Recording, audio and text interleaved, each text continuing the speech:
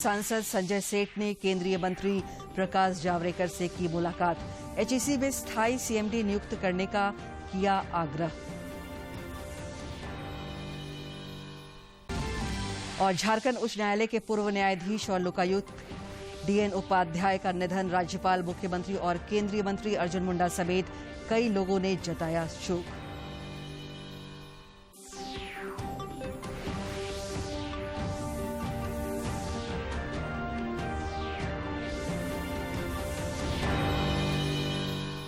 नमस्कार, खबरें झारखंड में आपका स्वागत है। मैं हूं दिव्या। समाचारों में आगे बढ़ने से पहले ये संदेश।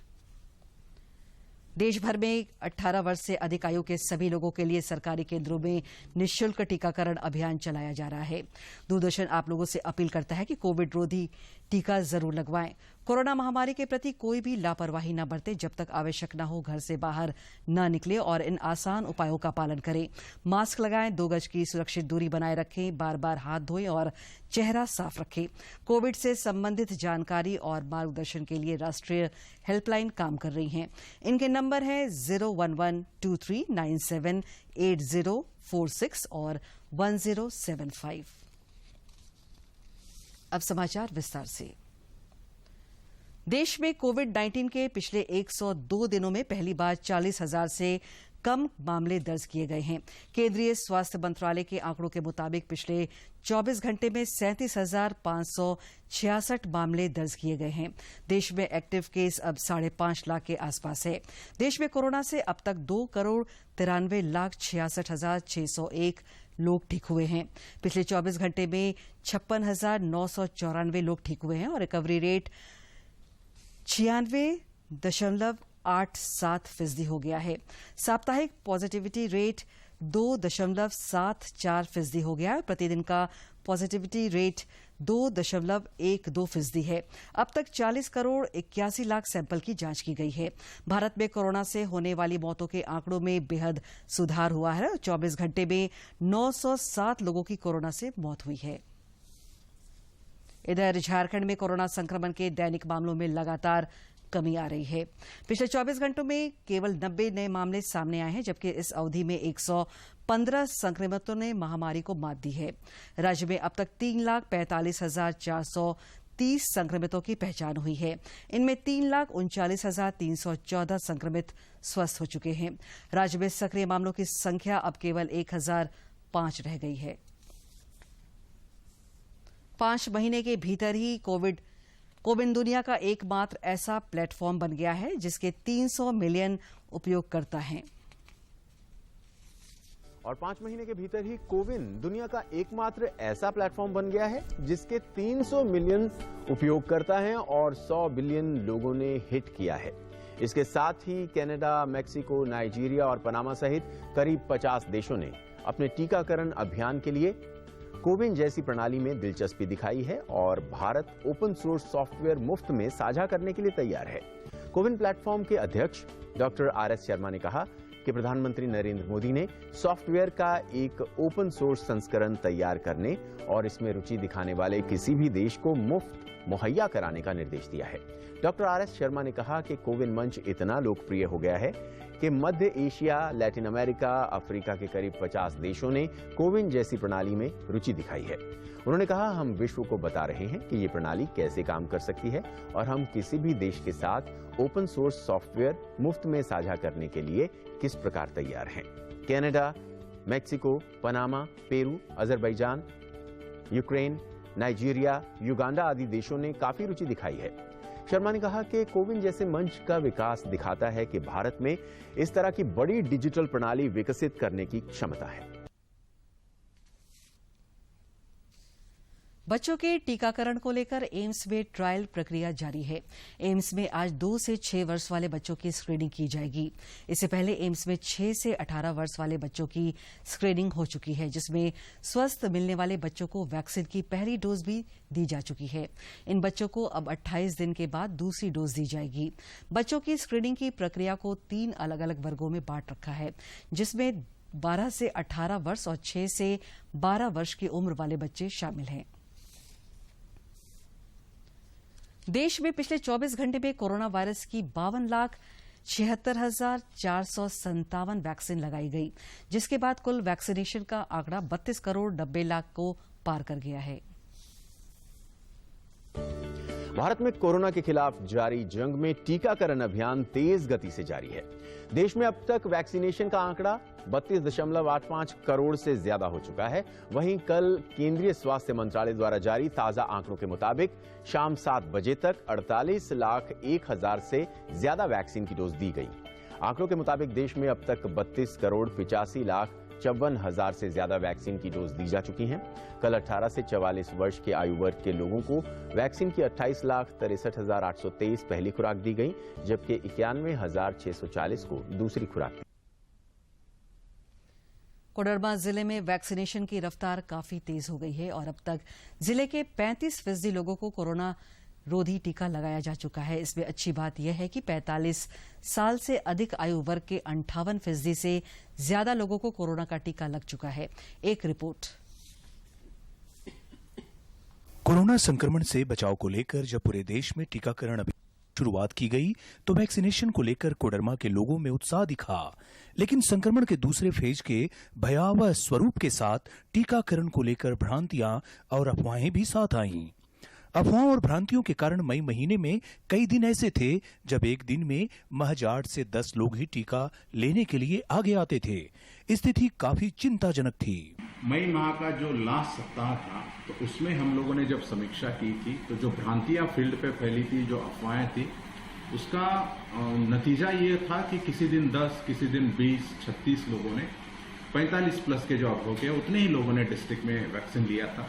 टीकाकरण को लेकर लोगों के मन में डर और वैक्सीनेशन के घटते आंकड़ों को देखते हुए जिला प्रशासन ने गंभीरता से विचार किया। लोगों के मन में बैठी अफवाहों और भ्रांतियों को दूर करने के लिए हमारा पंचायत हमारी जिम्मेदारी और चौपाल जैसे अभियानों के जरिए उपायुक्त समेत जिले के आला अधिकारियों ने गांव-गांव जाकर लोगों को टीकाकरण के लिए प्रेरित किया, जिसके उत्साहवर्धन परिणाम दिखने शुरू हो गए हैं। हम लोगों ने हमारा पंचायत हमारी जिम्मेदारी नाम से अभियान शुरू किया और उसके अंतर्गत हमारे डिस्ट्रिक्ट के लगभग 25-26 ऑफिसर पिछले 20 दिन से उन लोगों को हम एक पंचायत में 2-2 दिन उनको नोडल बना के भेजते थे। वहां पे ले जाके टीकाकरण चौपाल लगाना, गांव के लोगों को इकट्ठा करके उनकी भ्रांतियों को दूर करना और फिर डोर टू डोर जाके अवेयरनेस कैंपेन चलाना। हमारा पंचायत हमारी जिम्मेदारी और चौपाल जैसे कार्यक्रमों के जरिए लोगों के साथ सीधा संवाद कर टीकाकरण के प्रति जागरूकता फैलाई गई और अब टीकाकरण केंद्रों पर लोगों की भारी भीड़ उमड़ रही है। समाज के हर तबके के अलावे हर उम्र के लोग टीकाकरण केंद्रों पर पहुंचकर कोरोना का सुरक्षित टीका पा रहे हैं और ये जरूरी है, इसलिए हम लोगों को ये चीज लगाना बहुत ही जरूरी है। तो हम लोग एक दूसरे को कन्विंस करेंगे। इतना ही नहीं, जो लोग टीकाकरण केंद्रों पर पहुंचकर सुरक्षित टीका ले रहे हैं वे अपने अनुभव को टीकाकरण से वंचित लोगों के साथ साझा भी कर उन्हें टीकाकरण के लिए प्रेरित कर रहे हैं। और ग्रामीण लोग को भी मैं समझाई हूँ कि ये सब मतलब आप लोग टीका लगाइए और ताकि ये सब आपको कोरोना जो फैला हुआ है उससे बचाव मिल सकता है हम सबको। अब तक कोडरमा जिले में 45 साल से ऊपर के तकरीबन 93,000 लोगों ने अपना वैक्सीनेशन करवा लिया है। वही 18 प्लस आयु वर्ग के 30% से ज्यादा युवाओं ने सुरक्षित टीका लगवाकर एक मिसाल पेश की है और यह लगातार प्रक्रिया जारी भी है। कोडरमा से गजेंद्र बिहारी रिपोर्ट। मनोरंजन के साथ शरीर को तंदुरुस्त रखने के लिए फुटबॉल खेलना एक बेहतर जरिया है। रांची के एक ऐसे शख्स हैं जो कोरोना काल में फिट रहने के लिए हर दिन फुटबॉल खेलकर जमकर पसीना बहाते हैं। साथ ही लॉकडाउन को यादगार बनाने के लिए उन्होंने घर की छत पर लाखों रुपए खर्च करके डमी फुटबॉल बना दिया है। कोरोना संक्रमण काल और लॉकडाउन की परिस्थितियों को यादगार पल बनाने के लिए रांची जिले के कोकदारो ग्राम निवासी अब्दुल रशीद ने एक नायाब तरीका अपनाया है।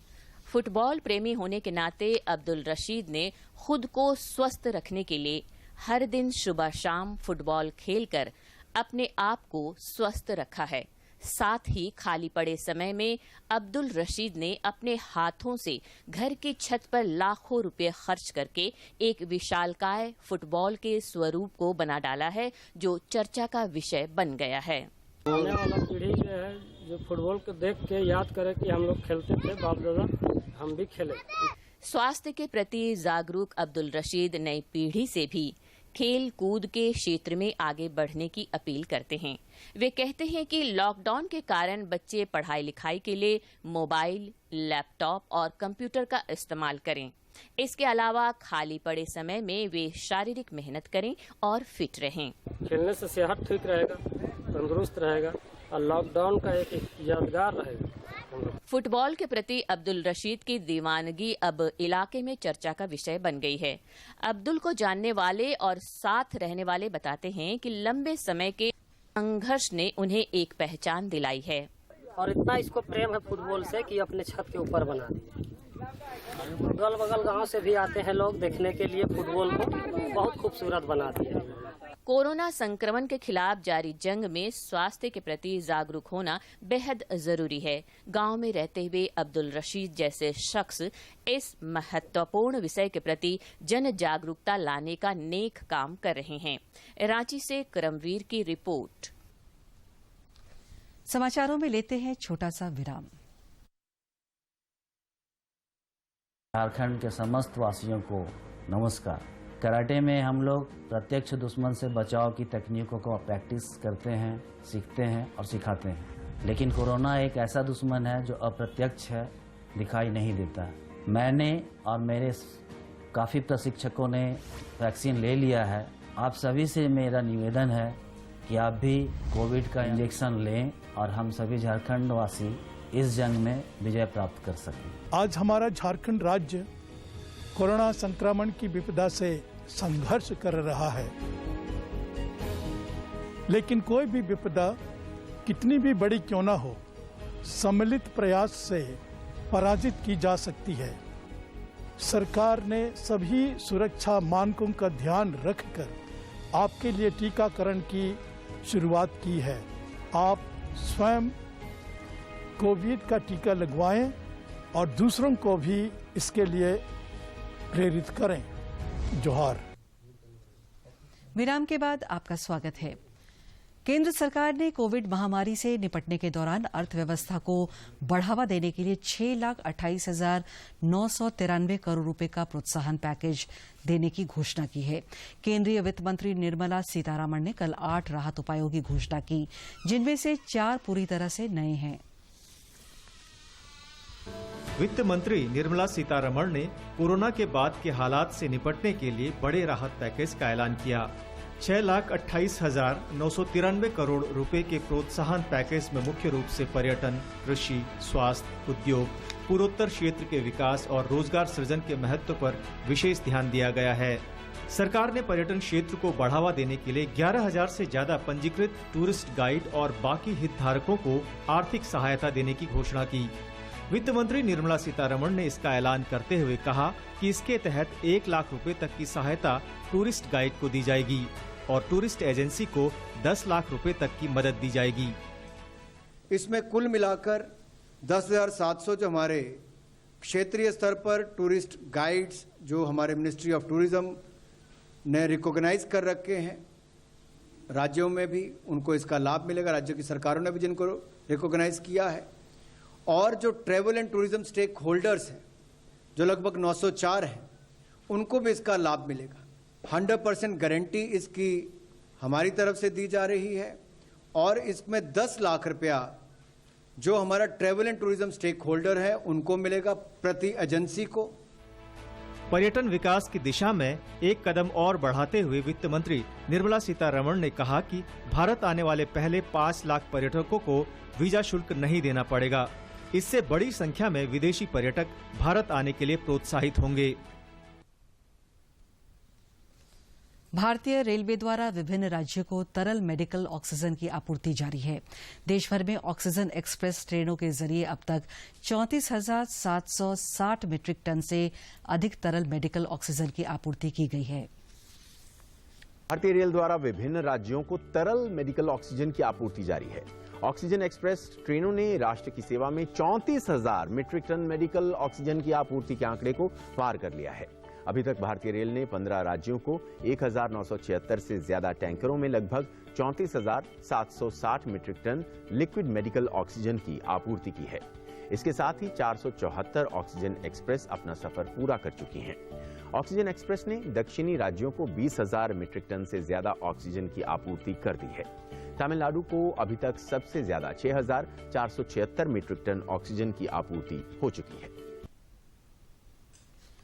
सरायकेला खरसावा जिले के उपायुक्त अरवा राजकमल ने खरसावा प्रखंड अंतर्गत आमदा स्थित निर्माणाधीन 500 बेड युक्त मेडिकल कॉलेज सह अस्पताल का निरीक्षण किया और कई आवश्यक दिशा निर्देश दिया।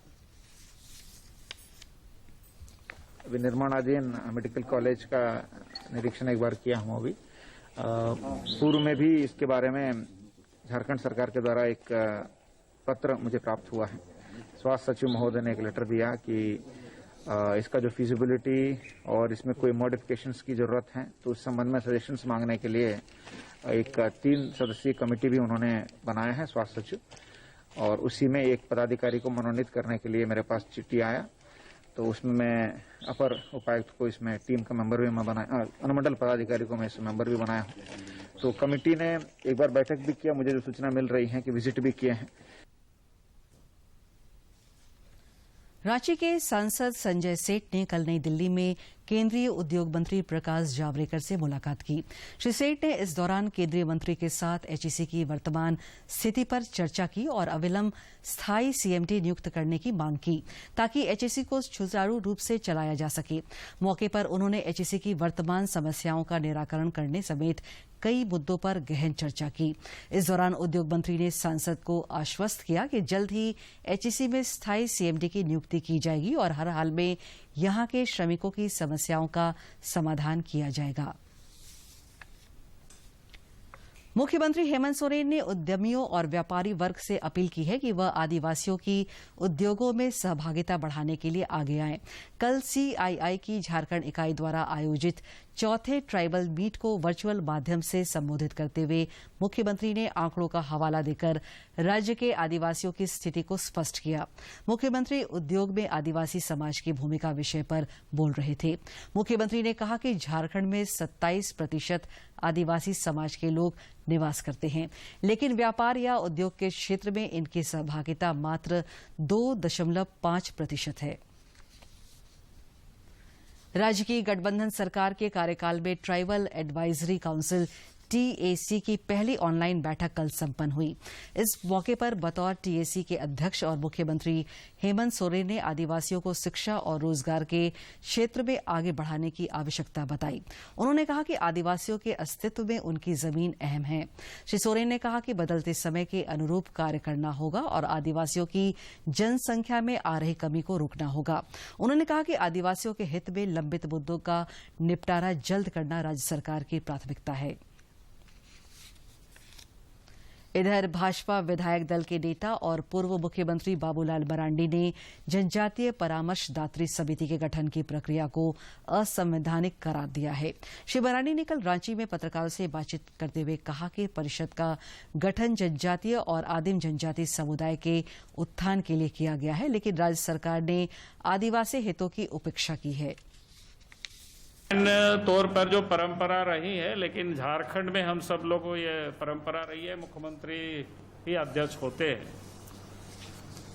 लेकिन झारखंड में हम सब लोगों ने इन दिनों ये महसूस कर रहे हैं कि नहीं, ट्राइबल को हमें एम्पावरमेंट देना है। जब तक वो भागीदारी नहीं सुनिश्चित होगी उनकी, तो फिर उनकी एम्पावरमेंट नहीं हो सकता है। तो इसलिए हमारी पार्टी का स्पष्ट मानना है कि जनजातीय जो सलाहकार परिषद है उसके जो चेयरमैन वो ट्राइबल ही होना चाहिए। कोई जरूरी नहीं है कि उसका मुख्यमंत्री की आप होने का कोई मतलब नहीं रह जाता है। उधर झाबुमो के केंद्रीय महासचिव सह प्रवक्ता सुप्रियो भट्टाचार्य ने कहा है कि राज्य में टीएसी का गठन संवैधानिक है या असंवैधानिक, इसे समझने के लिए छत्तीसगढ़ हाईकोर्ट और सुप्रीम कोर्ट के फैसले का अवलोकन करना चाहिए। यह फैसले छत्तीसगढ़ सरकार द्वारा 2012 में गठित टीएसी के विरोध में दायर याचिका पर दिए गए हैं। मुख्यमंत्री हेमंत सोरेन की अध्यक्षता में आज शाम 4 बजे राज्य मंत्रिपरिषद की बैठक आयोजित की जाएगी। इस बैठक में राज्य हित में कई प्रस्तावों को स्वीकृति मिलने की संभावना है। बैठक के दौरान विभिन्न विभागों से जुड़े करीब 2 दर्जन प्रस्तावों पर चर्चा होने की उम्मीद है। केंद्र सरकार सूक्ष्म, लघु और मध्यम उद्यमों MSME के लिए वित्तीय रेटिंग तय करने की प्रणाली स्थापित करने की योजना बना रही है। सूक्ष्म, लघु और मध्यम उद्यम मंत्री नितिन गडकरी ने कहा कि श्रेणी निर्धारण से बैंकों को ऋण लेने वाले उद्योगों के बारे में बेहतर निर्णय लेने में मदद मिलेगी। केंद्र सरकार सूक्ष्म, लघु और मध्यम उद्यमों MSME के लिए वित्तीय रेटिंग तय करने की प्रणाली स्थापित करने की योजना बना रही है। सूक्ष्म, लघु और मध्यम उद्यम मंत्री नितिन गडकरी ने कहा कि श्रेणी निर्धारण से बैंकों को ऋण लेने वाले उद्योगों के बारे में बेहतर निर्णय लेने में मदद मिलेगी। उन्होंने कहा कि MSME छोटे व्यवसायों के लिए सरकार द्वारा दी जाने वाली सभी सेवाओं के एकल मंच का पोर्टल विकसित करने का काम कर रहा है। उन्होंने ये भी कहा कि सड़क परिवहन और राजमार्ग मंत्रालय आगामी महीनों में देश में वैकल्पिक ईंधनों वाले वाहन शुरू होने की उम्मीद कर रहा है और इससे बैंकों के लिए वित्त पोषण। झारखंड उच्च न्यायालय के पूर्व न्यायाधीश और Lokayukta justice DN Upadhyay corona की जंग हार गए। दिल्ली एम्स में उनका इलाज चल रहा था। इससे पहले रांची में भी उनका इलाज किया गया था। वे एक बार स्वस्थ हो जाने के बाद दिल्ली में इलाज के दौरान दोबारा संक्रमित हो गए थे। राज्यपाल द्रौपदी मुर्मू, मुख्यमंत्री हेमंत सोरेन और केंद्रीय मंत्री अर्जुन मुंडा समेत कई लोगों ने उनके निधन पर शोक व्यक्त किया है।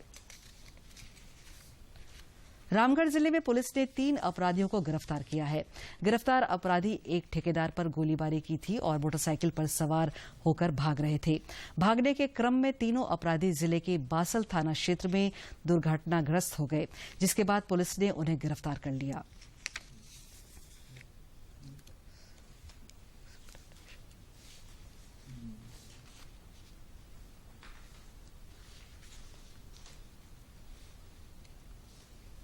फायरिंग करके भाग रहे हैं। हम लोगों ने चेकिंग लगाया था, तो चेकिंग से पहले ही सूचना मिली कि यहाँ पर 3 लड़के बाइक में आ रहे थे, तो उनका एक्सीडेंट होकर यहीं पर गिर गया है। तो तीनों घायल हो गए हैं। घायलों को इलाज के लिए सशस्त्र बल की निगरानी में उन्हें सदर अस्पताल भेजा गया है।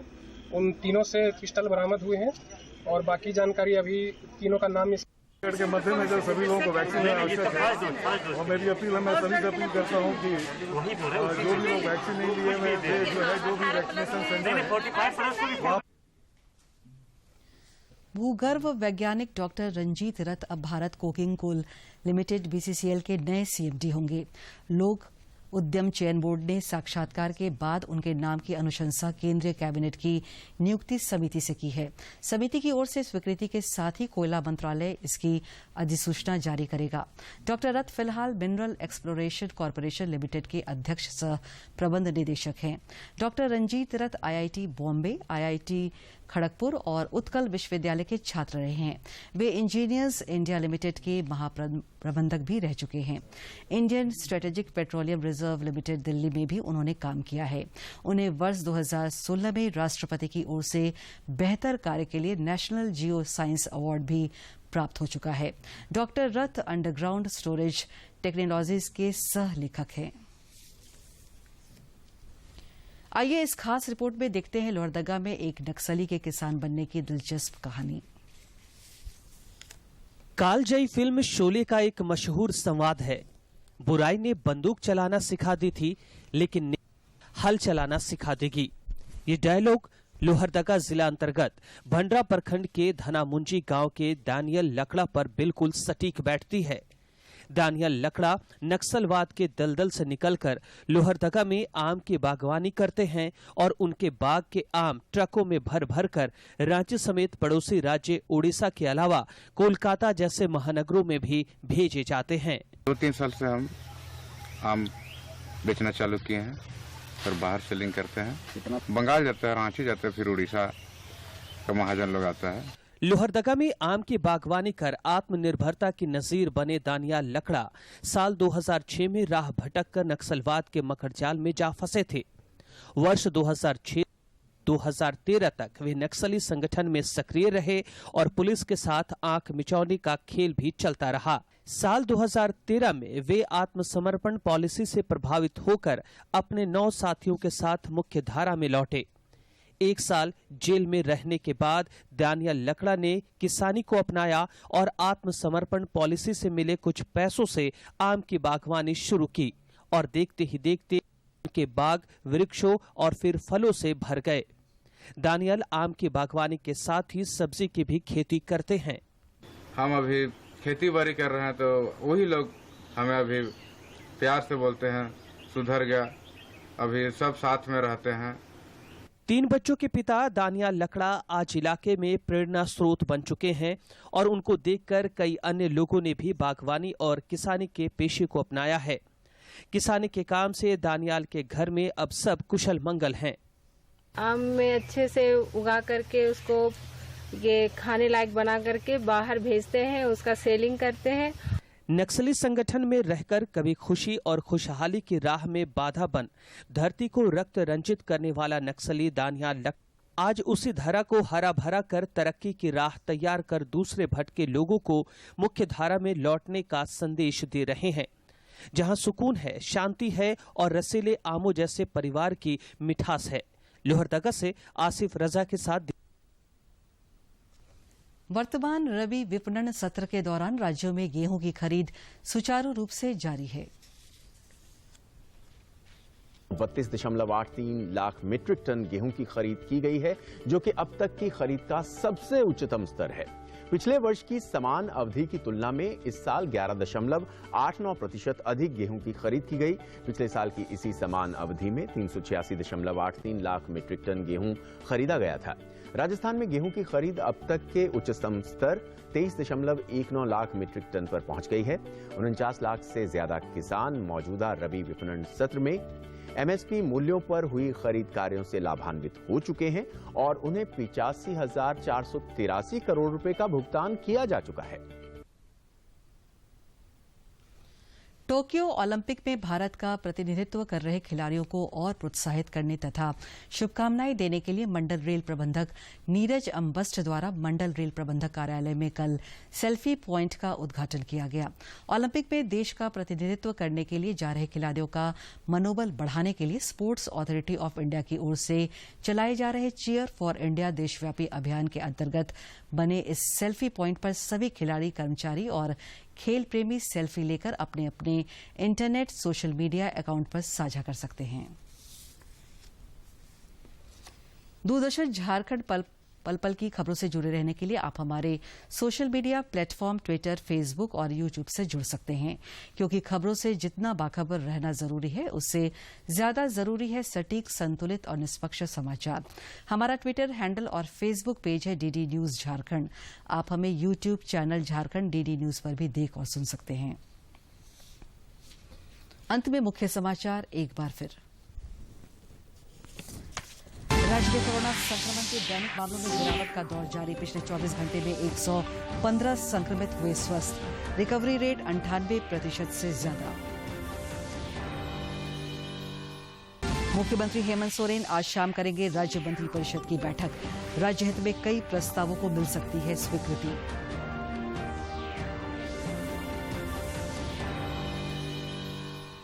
रांची के सांसद संजय सेठ ने केंद्रीय मंत्री प्रकाश जावड़ेकर से की मुलाकात। एचईसी में स्थायी सीएमडी नियुक्ति करने का किया आग्रह।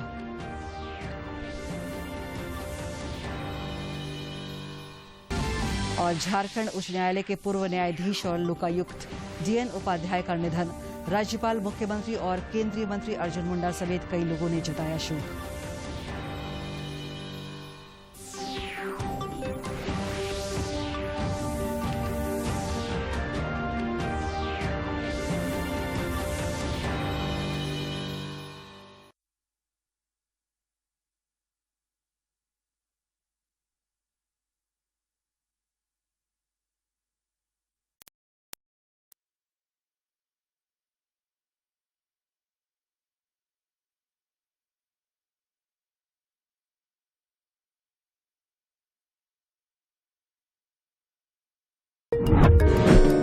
प्यारे बच्चों, कोविड-19 के कारण आप सभी अपने अपने घरों में रहकर ही अपनी पढ़ाई कर रहे हैं। ऐसे समय में आप अपनी पढ़ाई को रोचक तरीके से सीख समझ सकें, इसके लिए झारखंड सरकार द्वारा प्रस्तुत किया जा रहा है हमारा दूरदर्शन हमारा विद्यालय।